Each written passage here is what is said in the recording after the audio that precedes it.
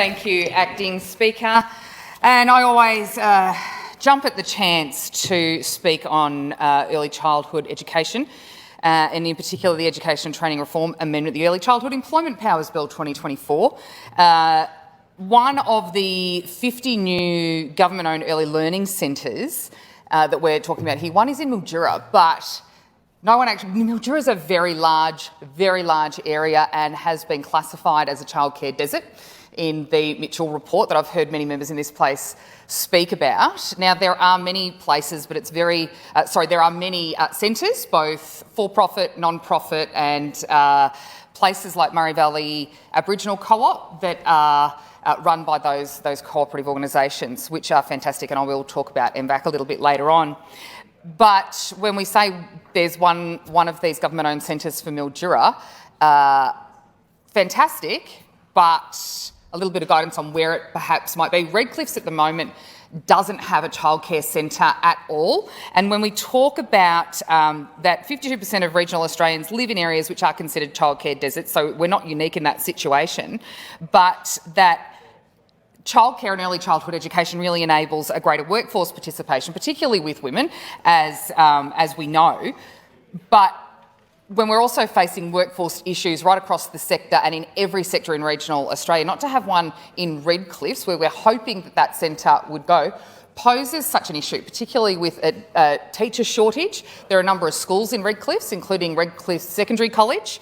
So you can see, and it's 20 minutes away from Mildura, so you can see where it's problematic if there are families that need to backtrack 20 minutes or a 45-hour, depending on traffic, could be an hour round trip, to take their children to childcare for the day and then go to work. It is quite problematic, and it's just one of those common sense solutions. The council have done a power of work around kindergarten and early childhood and daycare in Redcliffe, so that is one of those, even though the entire electorate of Mildura has been identified as a childcare desert, Redcliffe's is particularly problematic for families and workforce in that area. And it's such a great little town. It's celebrating centenary this year, which is fantastic, and there's all sorts of things going on, but the fact that there's not one childcare centre out there is quite alarming. So when we talk about staff though, and we've seen this, and I've spoken about this plenty of times in this place as well, we had in 2019 the former Premier promised to build a childcare centre. That was done, but it sat empty for 2.5 years in a town called Charlton, small town on the Calder Highway. It sat empty because of lack of workforce and because failure of the market. The local government are trying to get out of this space. They don't have the resources to manage it.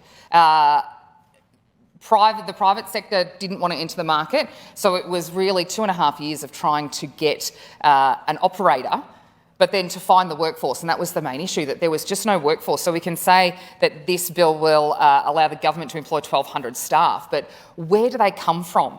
There are obvious needs, obvious common sense requirements for regional, a different approach to how early childhood education is delivered in regional, and I know often regional will be considered as outer suburban areas of Melbourne perhaps.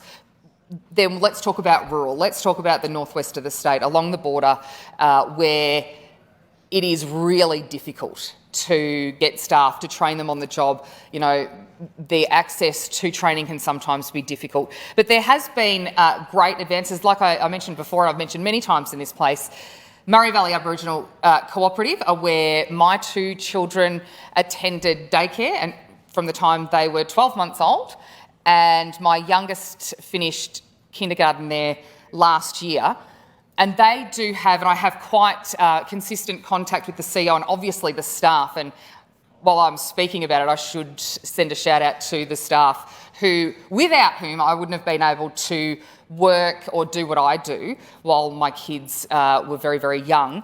And the continuity of care too, you know, It's really important. I had some of the staff there, like Chelsea, who took care of my eldest when he went into daycare and was still taking care of my youngest when he left. So staff members like Rhoda, like Chelsea, like Gabby, like Cara have really helped me raise my kids, essentially, and helped our family operate in a really functional way. So we have to thank them because they are amazing people. And what's great about that centre is that there are little nuances that allow on-the-job training because of the rural setting. But that centre was extended a couple of years ago, and it's pretty much you build it and they will come, and they certainly do in droves, because the extension came and now it's the kindergarten and the daycare centre that are co-located. But because the need, and there is a waiting list now of 18 months, there's about, at any time, there's 15 to 20 children on that waiting list.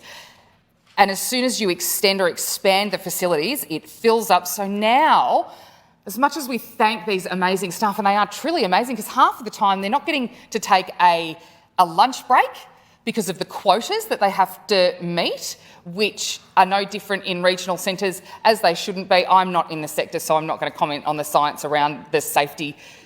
It's my children that are at stake, so we don't want to put that at any risk. But because of the quotas, because of the difficulty in getting staff to relieve when there's someone off sick, and this can happen really suddenly. And in true form, I'll tell you a little story.